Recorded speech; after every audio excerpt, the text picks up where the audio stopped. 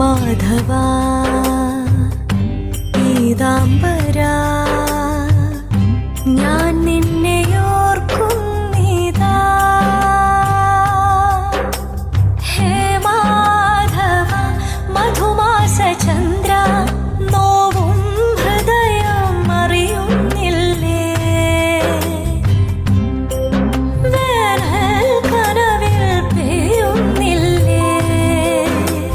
ഹേ മാധവ മധുമാസ ചന്ദ്ര നോവും ഹൃദയം അറിയുന്നില്ലേ.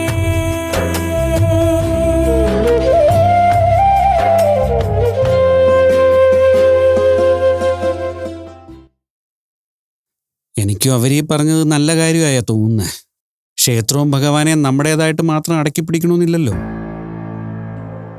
ശരിയാ, ഇപ്പൊ അനാഥമായിട്ട് കോടതിയിലെ വിഗ്രഹം. അത് പാടില്ല. അത് തിരികെ വേണം. പൂജയും നടത്തണം. ആ ഭഗവാന്റെ മുമ്പില് കൈകൂപ്പി എനിക്ക് പ്രാർത്ഥിക്കണം.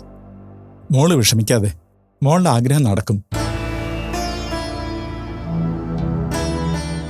ഒരു കണക്കിന് പറഞ്ഞ ദേവാ ബിൽഡേഴ്സിലെ ആൾക്കാരും മനുഷ്യപ്പറ്റുള്ളവർ തന്നെയാ. അവിടെ ഉള്ളവർക്കും ഇത്തരം കാര്യങ്ങളിൽ വിശ്വാസമുണ്ട്. അങ്ങനെ ഇല്ലാത്ത ആരുടെയെങ്കിലും പക്കലാണ് ആ ക്ഷേത്രമടങ്ങിയ സ്ഥലം കിട്ടിയിരുന്നതെങ്കിലും. ഹരി പറഞ്ഞതാ ശരി. ഇന്നത്തെ കാലത്ത് എല്ലാവർക്കും എല്ലാം ബിസിനസ്സാ. ഭഗവാനും ക്ഷേത്രവും ഒന്നും ആർക്കും പണത്തിന് മുകളിലല്ല. ഇതിപ്പോ ഇത്രയും കാശുള്ളവരായിട്ടും അവർക്ക് ആ ക്ഷേത്രത്തോട് ബഹുമാനമുണ്ടല്ലോ. അപ്പൊ പിന്നെ വാശി പിടിക്കൊന്നും വേണ്ട. അവര് പറയുന്നത് പോലെ തന്നെ ചെയ്യാം. ഈ ഭൂമി വിട്ടു പോകുന്നതിന് മുൻപ് ആ ക്ഷേത്ര സന്നിധിയിൽ മനസ്സ് തുറന്നൊന്ന് പ്രാർത്ഥിക്കണം. ആ ആഗ്രഹം തന്നെ എനിക്കും. ഞാൻ മനസ്സിലാക്കിയെടുത്തോളം ആ കുടുംബത്തിലെല്ലാവരും തന്നെ ഭഗവാനെയും നമ്മുടെ സംസ്കാരത്തെയും ബഹുമാനിക്കുകയും വിശ്വസിക്കുകയും ചെയ്യുന്നവർ തന്നെയാ. ഭഗവാനുമേൽ അവർക്കും കൂടി അവകാശം ഉണ്ടാവുന്നതിൽ എതിർക്കേണ്ട കാര്യമൊന്നുമില്ല. അഥവാ വാശിയുടെ പേരില് നമുക്കായി തന്നെ സ്വന്തമായി കിട്ടണമെന്ന നിലപാടെടുത്താ തോൽക്കേണ്ടി വരുന്നത് നമ്മൾ തന്നെയായിരിക്കും. അത് സംഭവിക്കരുത്. എങ്ങനെയും കണ്ണന്റെ വിഗ്രഹം നഷ്ടമാവാതെ നോക്കണം. മോള് പറഞ്ഞതുപോലെ ഇപ്പം നമ്മുടെ മുമ്പിൽ മറ്റു വഴികളൊന്നുമില്ല. ഈ ചിങ്ങത്തിൽ തന്നെ പ്രതിഷ്ഠ നടത്താൻ സാധിച്ച അത് വലിയൊരു പുണ്യമായിരിക്കും. എനിക്കെതിർപ്പൊന്നുമില്ല.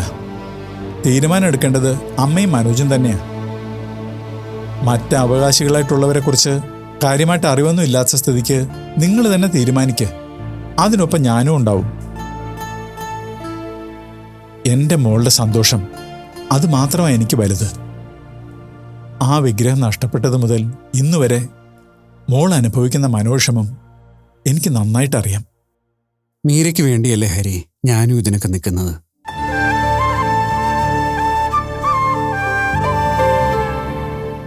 മീരയ്ക്ക് കൊടുക്കാൻ പറ്റിയ ഏറ്റവും വലിയ സമ്മാനം ഇതാണെന്ന് എനിക്കും അറിയാം. എന്റെ കണ്ണന്റെ വിഗ്രഹം തിരികെ വേണമെന്നുള്ളത് എന്റെ പ്രാർത്ഥനയോ. അതൊന്ന് നടന്നു കിട്ടിയാൽ മാത്രം മതി. അതെ, ഞാൻ പിച്ച വെച്ച് നടന്ന ക്ഷേത്രമുറ്റമാണിത്. മരിക്കുന്നതിന് മുൻപ് അവിടെ ഒന്നുകൂടി തൊഴാൻ സാധിച്ച എന്റെ ജീവിതം സഫലമായി. പണ്ടത്തെ പോലെ സകല പ്രൗഢിയോടും ചൈതന്യത്തോടും കൂടി അവിടെ ദീപം തെളിയുന്നത് കണ്ട് മനസ്സ് തുറന്ന് പ്രാർത്ഥിക്കണം. എന്റെ കൃഷ്ണ, നീ എനിക്ക് ആ ഭാഗ്യം തരണേ ഭഗവാനെ.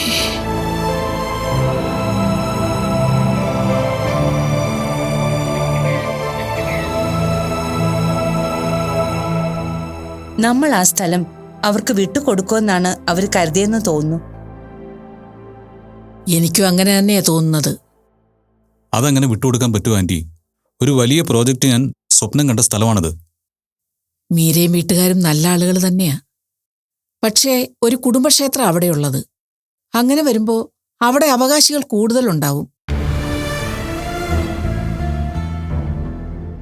നമ്മുടെ സ്ഥലം അവരുടേതായി കഴിയുമ്പോൾ അവരുടെ ആരുടെയെങ്കിലും ഭാഗത്തുനിന്ന് മോശമായിട്ടൊരു പെരുമാറ്റം ഉണ്ടായാൽ ബാക്കി കിടക്കുന്ന ഏക്കർ കണക്കിന് സ്ഥലം പാഴ്ഭൂമിയായി പോവും. അതെ, നമ്മുടെ സ്റ്റാൻഡ് തന്നെയാ ശരി. അവരുടെ ആവശ്യം ആ വിഗ്രഹം തിരിച്ചു കിട്ടി പ്രതിഷ്ഠ നടത്തുക എന്നുള്ളതാ. അതിന് നമ്മൾ പറഞ്ഞ മാർഗം തടസ്സമൊന്നും അല്ലല്ലോ. അതും ശരിയാണ്. ഞാൻ അതുകൊണ്ട് തന്നെയാ അവരുടെ മുന്നിൽ വെച്ച് അങ്ങനൊരു അഭിപ്രായം പറയാഞ്ഞത്. എനിക്കൊരു സംശയമുണ്ട് ആന്റി. അതെന്താ? മീരയുടെ അങ്കിള് പറഞ്ഞ പോലെ അവരുടെ കുടുംബത്തിന്റെ മാത്രം സ്വന്തമായ വിഗ്രഹം നമ്മുടെ സ്ഥലത്ത് വെക്കുന്നതുകൊണ്ട് നമുക്കെന്തെങ്കിലും ദോഷം ഉണ്ടാവുമോ? എന്ത് ദോഷം? ഒരു ഭഗവാനും ഒരു കുടുംബത്തിന്റെ മാത്രം സ്വത്തല്ല. ഈശ്വരനെ വിശ്വസിച്ച് പ്രാർത്ഥിക്കുന്ന എല്ലാവർക്കും ഈശ്വരനിൽ അവകാശമുണ്ട്. അവിടെ പണമോ കുടുംബമോ ഒന്നും ബാധകമല്ല. അതെ, സർവവ്യാപിയായ ഭഗവാനെ പൂജിക്കുന്നതിന് ആളുകൾ കരുതുന്നത് പോലെ ഒരു ക്ഷേത്രത്തിന്റെ ആവശ്യം പോലുമില്ല. സർവ്വ ആഡംബരത്തോടെയും ഒരു മണിമന്ദിരത്തിൽ വെച്ചിരിക്കുന്ന ഭഗവാനും ഒരു കുടിലിൽ പൂജിക്കുന്ന ഭഗവാനും ഒരുപോലെ തന്നെയാ. പിന്നെ നിന്റെ സംശയം, അങ്ങനൊരു പേടി നിനക്കുണ്ടെങ്കിൽ അവരും നമ്മുടെ കുടുംബത്തിന്റെ ഒരു ഭാഗമായാൽ മതിയല്ലോ. ആന്റി എന്താ പറയുന്നത്? അവരെങ്ങനെ നമ്മുടെ കുടുംബത്തിന്റെ ഭാഗവും? ഇതുപോലും അറിയാതെയാണോ നീ ഇത്രയും വലിയ ബിസിനസ്സുകാരനായത്? അല്ല, ചേച്ചി എന്താ ഉദ്ദേശിച്ചത്? മീരമോള് നമ്മുടെ കുടുംബത്തിന്റെ ഒരു ഭാഗമാകണം. അതിന് ആദർശ് മീരയെ വിവാഹം കഴിക്കണം. അല്ല, അതെങ്ങനെ നടക്കും ചേച്ചി? എന്താ നടക്കാത്തത്? നമ്മളെപ്പോലെ തന്നെ നല്ല കുടുംബക്കാർ തന്നെയാ മീരയുടെ കുടുംബവും. പിന്നെ മീരമോള്, അവളെപ്പോലൊരു പെൺകുട്ടി ഇന്നത്തെ തലമുറയിൽ ഉണ്ടാവില്ല. ദൈവഭക്തിയും മുതിർന്നവരെ ബഹുമാനിക്കാനുള്ള ഒരു മനസ്സും വിദ്യാഭ്യാസവും സൗന്ദര്യവും മീരയ്ക്ക് ആവശ്യത്തിൽ കൂടുതലുണ്ട്. പിന്നെന്താ വേണ്ടത്? അതൊക്കെ ശരിയാ.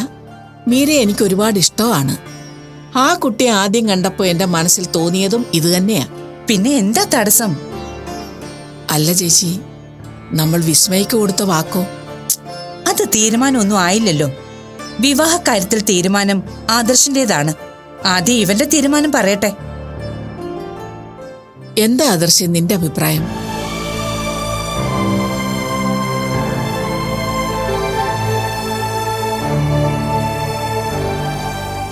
അവനൊന്നും പറഞ്ഞില്ലല്ലോ ചേച്ചി. ഇഷ്ടമായില്ലെന്ന് തോന്നുന്നു.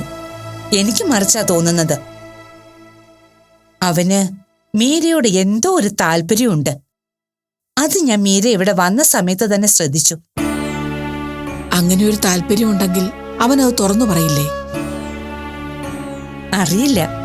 ഞാൻ പറഞ്ഞില്ലേ, മീരയുടെ ജാതകവും ആദർശിന്റെ ജാതകവും തമ്മിൽ നല്ല ചേർച്ചയുണ്ട്. എനിക്കിപ്പോ ഉറപ്പിച്ച് പറയാൻ പറ്റും അവരാണ് ചേരേണ്ടതെന്ന്. നല്ലൊരു കാര്യമാണ് ചേച്ചി പറഞ്ഞത്. പക്ഷേ നമ്മൾ മാത്രം ആഗ്രഹിച്ചുകൊണ്ടായില്ലല്ലോ. ചേരേണ്ടത് ചേരുക തന്നെ ചെയ്യും. വിവാഹമെന്ന് പറയുന്നത് മുൻകൂട്ടി തീരുമാനിക്കപ്പെട്ട ഒന്നാണ്. ആർക്ക് ആരെന്നുള്ളത് ഭഗവാൻ തീരുമാനിച്ചിട്ടാ ഭൂമിയിലേക്ക് അയക്കുന്നത്. ചേരേണ്ട സമയമാകുമ്പോൾ അതെങ്ങനെയായാലും ചേരുക തന്നെ ചെയ്യും.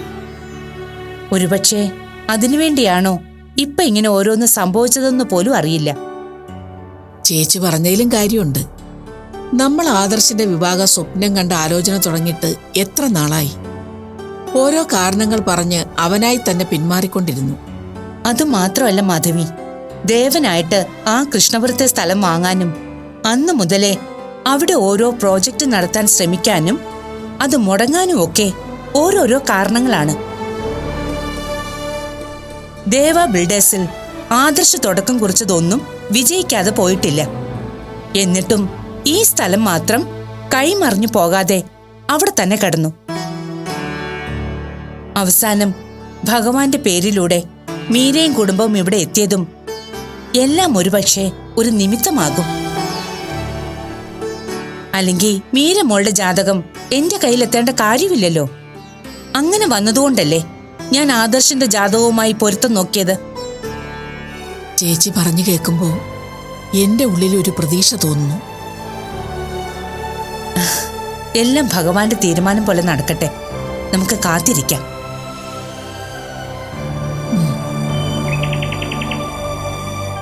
ആ മാധവി മാഡം മീര പറഞ്ഞതുപോലെ അത്ര വലിയ പാവമൊന്നുമല്ല. അവരിതുപോലെ എന്തെങ്കിലും കുനിഷ്ട പരിപാടി പറയുമെന്ന് ഞാൻ അപ്പോഴേ ഓർത്തതാ. ഇതിപ്പോ ട്രസ്റ്റ് ആക്കിയാ അവർക്ക് അവരുടെ സ്ഥലം നഷ്ടപ്പെടുന്നില്ലല്ലോ. അവരെങ്ങനെയെങ്കിലും നമ്മളെ സഹായിക്കാനാ നോക്കുന്നത്. മിക്കവാറും ആദർശ് സാറും മാഡത്തിന്റെ മോളും സ്ഥലം തരാൻ സമ്മതിച്ചിട്ടുണ്ടാവില്ല. അതാവും മാഡം ഇങ്ങനൊരു പോംവഴി നമ്മുടെ മുന്നിലേക്ക് വെച്ചത്. അതെ, നമുക്കെന്തായാലും അവർ പറയുന്നത് സമ്മതിക്കാതെ നിവൃത്തിയില്ല. സ്ഥലം അവരുടെ കയ്യിലായിപ്പോയില്ലേ. വിഗ്രഹം തിരിച്ചു കിട്ടാൻ നമ്മൾ കോംപ്രമൈസിന് തയ്യാറായേ പറ്റൂ. ആ, ഒരു കണക്കിന് നമുക്കും ഇത് ലാഭമാ. ട്രസ്റ്റ് ആക്കുമ്പോ സ്ഥലം ട്രസ്റ്റിന്റെ പേരിലാണല്ലോ ആവുന്നത്. കയ്യിന്ന് നമ്മൾ കാശ് കൊടുത്ത് വാങ്ങേണ്ട ആവശ്യം വരുന്നില്ലല്ലോ. ക്യാഷ് കൊടുക്കാൻ നമ്മൾ തയ്യാറാ. പക്ഷെ ആ സ്ഥലം വിട്ടുതരാൻ അവർക്ക് സമ്മതമില്ല. അതാണ് പ്രശ്നം. അവർ കച്ചവടക്കാരല്ലേ. അവരുടെ കയ്യിൽ നിന്ന് എന്തെങ്കിലും വാങ്ങിച്ചെടുക്കാൻ നമ്മളെ കൊണ്ടൊന്നും പറ്റില്ല. അത് അവര് തന്നെ വിചാരിച്ചാലേ നടക്കൂ. വിഗ്രഹം നമുക്ക് തിരിച്ചു കിട്ടണം. മുത്തശ്ശി അത് തന്നെയാ പറയുന്നേ. അതിപ്പോ ട്രസ്റ്റ് ആക്കിയാലും കുഴപ്പമൊന്നുമില്ല. ഭഗവാൻ എല്ലാവർക്കും ഒരുപോലുള്ള ആളല്ലേ. നമ്മുടേത് മാത്രമാക്കി വെക്കണമെന്ന് നമ്മൾ വാശി പിടിക്കുന്നതിൽ അർത്ഥമൊന്നുമില്ലല്ലോ. പറയുമ്പോ നമുക്ക് അങ്ങനെയൊക്കെ പറയാം. പക്ഷേ ഇതൊരു കുടുംബക്ഷേത്ര, ചെമ്പകശ്ശേരി തറവാടിന്റെ ക്ഷേത്രം. അവിടുത്തെ വലിയ കാരണവന്മാരാണ് ആ ക്ഷേത്രം അവിടെ ആദ്യം ഉണ്ടാക്കി പ്രതിഷ്ഠ നടത്തിയതെന്നാ എന്റെ അറിവ്. അത് ശരിയാണ്. ഈ പറഞ്ഞ ക്ഷേത്രവും പ്രതിഷ്ഠയൊക്കെ 4-5 തലമുറയ്ക്ക് മുമ്പേ ഉണ്ടാക്കിയതാണ്. അതെ, അന്ന് അവിടുത്തെ ആ കാരണവന്മാർക്കുണ്ടായിരുന്ന അതേ ശക്തി വിഗ്രഹത്തിനും ഉണ്ടാവും. അങ്ങനെയാ ഞാൻ പറഞ്ഞു കേട്ടിരിക്കുന്നത്. ആ ശക്തി സംരക്ഷിക്കുന്നത് ആ കാരണവരുടെ പരമ്പരകളെയാണ്. അതുകൊണ്ടായിരിക്കാം ചെമ്പകശ്ശേരി തറവാട് ഇല്ലാതെയായിട്ടും ആ സ്ഥലത്ത് ഇന്നും മറ്റാർക്കും ഒന്നും ചെയ്യാൻ പറ്റാതെ വെറുതെ കാട് പിടിച്ചു കിടക്കുന്നത്. അത് സത്യമാണെങ്കില് ഇത് ട്രസ്റ്റ് ആക്കി കൈവശം വെച്ചതുകൊണ്ട് ദേവാ ബിൽഡേഴ്സുകാർക്ക് ഒരു പ്രയോജനം ഉണ്ടാവാൻ പോകുന്നില്ല. അവർക്ക് പ്രയോജനം ഉണ്ടാവാൻ വേണ്ടിയൊന്നും അല്ല. അവർക്ക് ആ സ്ഥലത്തിന്റെ ഉടമസ്ഥാവകാശം പൂർണ്ണമായിട്ടും നഷ്ടപ്പെടാതിരിക്കാനാവും അവരിങ്ങനൊരു തീരുമാനം പറഞ്ഞത്. ഈ തീരുമാനം കൊണ്ട് അവർക്ക് ഒരു പ്രയോജനം ഇല്ലെന്ന് അവരെ പറഞ്ഞു ബോധ്യപ്പെടുത്തിയ ചിലപ്പോ അവര് സ്ഥലം നമുക്കായിട്ട് വിട്ടു തന്നേനെ. നമുക്ക് വിഗ്രഹം തിരിച്ചു കിട്ടിയ പോരെ ബീനാമേ. നമ്മളെന്തിനാ സ്ഥലം വേണോന്ന് വാശി പിടിക്കുന്നേ? ഇതിലങ്ങനെ വാശിയുടെ കാര്യമൊന്നുമില്ല മീരെ. ഒരു കുടുംബക്ഷേത്രത്തിന്റെ ഉടമസ്ഥാവകാശം വേണമെന്ന് ദേവാ ബിൽഡേഴ്സുകാർ വാശി പിടിക്കുന്നത് എന്തിനാണെന്നാ എനിക്ക് മനസ്സിലാവാത്തത്. മനുഷ്യരൊരു ദിവസം മരിച്ചു പോവും. അന്ന് ഈ പറഞ്ഞ പണവും സ്വത്തും ഒന്നും കൂടെ കൊണ്ടുപോകാനൊക്കില്ലല്ലോ. പിന്നെ എന്തിനാ ഇതെല്ലാം കെട്ടിപ്പിടിച്ചോണ്ടിരിക്കുന്നത്? ഉള്ളവർക്ക് എത്ര കിട്ടിയാലും മതിയാവില്ല. പിന്നെയും പിന്നെയും വേണോന്ന് ആർത്തിയാ. അവരുടെ സ്ഥലം, അവരുടെ തീരുമാനം. നമ്മൾ ആവശ്യക്കാരാ. നമ്മളോട് അവർക്ക് വേണമെങ്കിൽ സ്ഥലം തരാൻ പറ്റില്ലെന്ന് പറയാം. അതവർ പറഞ്ഞില്ലല്ലോ. നമുക്കവിടെ ക്ഷേത്രം പുതുക്കി പണിയാനും പ്രതിഷ്ഠ നടത്താനുള്ള അവസരം അവരുണ്ടാക്കി തരികയല്ലേ ചെയ്യുന്നത്. അതവരുടെ നല്ല മനസ്സാണെന്ന് കരുതി അംഗീകരിക്കുക. അല്ലാതെ നമ്മൾ അവരെ വിമർശിച്ചുകൊണ്ടിരുന്നിട്ട് അവർക്കും പ്രയോജനമില്ല, നമുക്കും പ്രയോജനമില്ല. ഹരിയേട്ടൻ പറഞ്ഞത് ശരിയാ. ഞാൻ ഇവിടെ ഇരുന്നു കൊണ്ട് ഇതൊക്കെ പറഞ്ഞുകൊണ്ട് ആർക്കും ഒരു പ്രയോജനവും ഇല്ല. പക്ഷേ കണ്ണി കാണുന്നത് പറയാതിരിക്കാൻ മനസ്സും വരുന്നില്ല. ചെമ്പകശ്ശേരിക്കാരുടെ കുടുംബക്ഷേത്രമാണ്. സാവിത്രി അമ്മയ്ക്കും മനോജ് ഏട്ടനും വിശാലിനും വിദ്യയ്ക്കും പിന്നെ നമ്മുടെ ഈ മീരയ്ക്കുമാണ് ആ ക്ഷേത്രം കൊണ്ട് പ്രയോജനം ഉണ്ടാകുന്നത്. അതൊന്നും മനസ്സിലാക്കാൻ അവർക്കൊന്നും ബുദ്ധിയില്ലാതെ പോയല്ലോ. ബീനാമേ, ഞാൻ ഭഗവാനെ പൂജിക്കുന്നത് എനിക്ക് പ്രയോജനം ഉണ്ടാവാൻ വേണ്ടിയല്ല. എന്റെ മനസ്സ് നിറയുന്നതും എനിക്ക് ശരിക്കും സന്തോഷവും സമാധാനവും ഉണ്ടാവുന്നതും ഭഗവാന്റെ മുമ്പിൽ നിൽക്കുമ്പോഴാ. അതല്ലാതെ ഒരു ലാഭവും ഞാൻ പ്രതീക്ഷിക്കുന്നില്ല. ഭഗവാനോടുള്ള ഇഷ്ടവും സ്നേഹവുമാണ് എനിക്ക് വലുത്.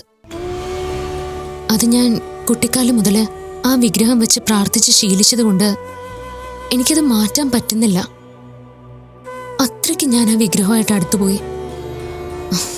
അതാരേക്കാളും നന്നായിട്ട് ഭഗവാൻ അറിയാം. പിന്നെ എന്നെ മനസ്സിലാക്കുന്ന എൻ്റെ അച്ഛനും അറിയാം. അതുകൊണ്ടാ എനിക്ക് ആ വിഗ്രഹം നേടിത്തരാൻ ഊണും ഉറക്കവും ഒക്കെ ഉപേക്ഷിച്ച് അച്ഛൻ എൻ്റെ കൂടെ നിൽക്കുന്നത്. അല്ലേ അച്ഛാ?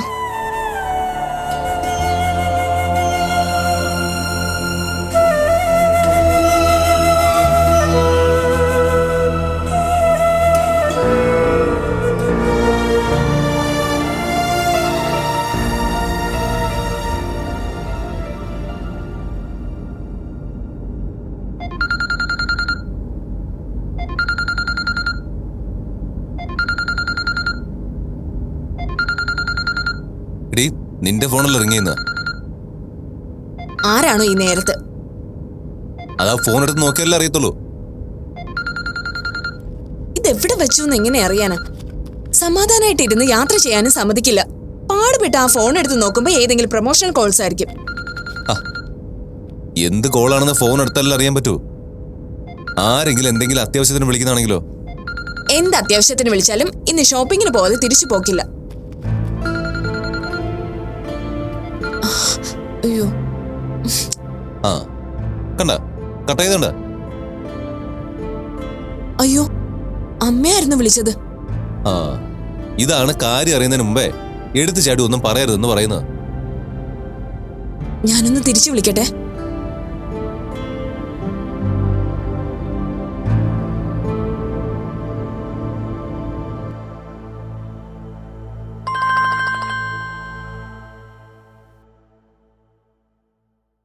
ഹലോ അഭി, നീ തിരക്കിലായിരുന്നോ? അല്ലമ്മേ, വണ്ടിയില്ല. ഫോണ് ബാഗിലായിരുന്നു. എടുത്തു വന്നപ്പോ കട്ടായി. എന്താ അമ്മേ വിളിച്ചത്? നമ്മൾ ആ കൃഷ്ണപുരത്തെ സ്ഥലത്തിന്റെ കാര്യം പറഞ്ഞില്ലേ? ആ, അത് നിങ്ങളുടെ എല്ലാവരുടെ ഇഷ്ടം പോലെ ചെയ്തോളാം ഞാൻ പറഞ്ഞതാണല്ലോ. അതെ, അത് നമ്മളും അവരും എല്ലാം ഉൾപ്പെട്ട ഒരു ട്രസ്റ്റാക്കി അവിടെയുള്ള ആ ക്ഷേത്രം പുതുക്കി പണിത് പുനഃപ്രതിഷ്ഠ നടത്താന്ന് ആലോചിക്കുന്നേ. അപ്പോ നമ്മൾ ആ സ്ഥലം അവർക്ക് മാത്രമായി വിട്ടു നൽകേണ്ട കാര്യമില്ലല്ലോ. ആണോ? അങ്ങനെയാണെങ്കിൽ അങ്ങനെ ചെയ്തു അമ്മേ. ശരി മോളെ. അല്ല, നിങ്ങൾ എവിടെയാ? ആ, ചുമ്മാ ഷോപ്പിങ്ങിന് ഇറങ്ങിയതാ അമ്മേ. ഓ ശരി. വിസ്മയ ബാംഗ്ലൂരിൽ നിന്ന് തിരിച്ചു വന്നോ അഭി? അവള് ബാംഗ്ലൂരിൽ നിന്ന് വീട്ടിലേക്ക് പോയി. അടുത്ത ആഴ്ച ഇങ്ങോട്ട് വരും. ആ, നമുക്ക് ചിങ്ങത്തി തന്നെ നിശ്ചയം നടത്തി വെക്കാലോ അല്ലേ? നടത്താമേ. എന്നാ പിന്നെ നിന്റെ ഷോപ്പിംഗ് നടക്കട്ടെ, ഞാൻ പിന്നെ വിളിക്കാം. ശരി അമ്മേ.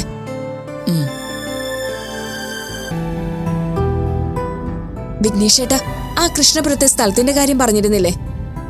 ആ ക്ഷേത്രം ഇരുന്ന സ്ഥലമല്ലേ? ആ അതെ, അതൊരു ട്രസ്റ്റാക്കി ആ സ്റ്റാഫിന്റെ വീട്ടുകാരെ കൂടി ഉൾപ്പെടുത്തി അവിടെ ക്ഷേത്രം പുതുക്കി പണിത് പ്രതിഷ്ഠ നടത്താൻ പോവാന്ന്. അതിന്റെ കാര്യങ്ങൾ എന്തെങ്കിലും തീരുമാനിക്കാൻ നമ്മൾ ഉടനെ വീട്ടിൽ ചെന്നോടി. അതിൽ നമ്മളെന്ത് തീരുമാനിക്കാനാ? വേണ്ട കാര്യങ്ങളൊക്കെ ചെയ്യാൻ അമ്മയ്ക്കും ആദർശനും അറിയാം. വല്ല പേപ്പറിലും സൈൻ ചെയ്യാനുണ്ടെങ്കിൽ അമ്മ പറയുമ്പോ ഞാനത് ഇട്ടുകൊടുത്തോളാം. വെറുതെ ഷോപ്പിങ്ങിന് പോവാതെ എസ്കേപ്പ് ആവാൻ ഓരോ കള്ളക്കുടുംബ സ്നേഹം അഭിനയിക്കല്ലേ? ഞാൻ അങ്ങനെയൊന്നും ഓർത്ത് പറഞ്ഞല്ലടി.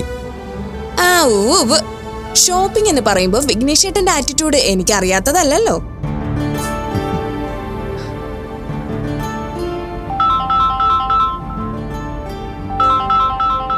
ഏയ്, ഡ്രൈവിംഗിന്റെ ഇടയിൽ ഫോൺ എടുക്കരുതെന്ന് പറഞ്ഞിട്ടില്ലേ? ഞാൻ നോക്കാം.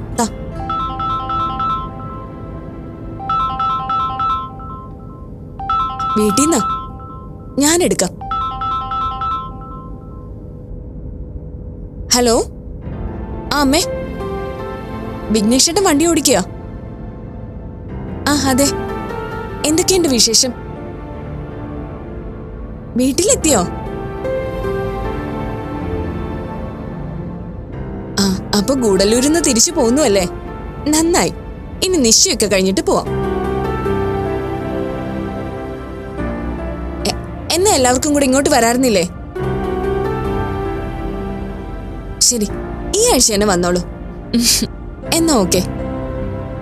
ആ, അവളവിടെ ഇല്ലേ? ബാംഗ്ലൂരിൽ നിന്ന് അങ്ങോട്ട് വന്നെന്നാണല്ലോ വിഘ്നേഷ് ചേട്ടൻ പറഞ്ഞത്. ആ ശരി, ഞാൻ വിളിക്കാമേ. വിഘ്നേഷ് ചേട്ടാ, വിസ്മയ വീട്ടിലേക്ക് പോയെന്നല്ലേ വിഘ്നേഷ് ചേട്ടൻ എന്നോട് പറഞ്ഞത്? അതെ. അവൾ വീട്ടിലില്ലെന്ന് അമ്മ പറഞ്ഞല്ലോ. പിന്നെ അവളവിടെ പോയി? എന്നോട് വിളിച്ചു പറഞ്ഞ അവള് വീട്ടിലേക്ക് പോകണമെന്നാണല്ലോ. സത്യം പറ വിഘ്നേഷ് ചേട്ടാ, വിസ്മയ എവിടെയാ പോയത്? നിങ്ങൾ അറിയാതെ അവൾ എവിടെയും പോവില്ല, അതെനിക്ക് ഉറപ്പാ.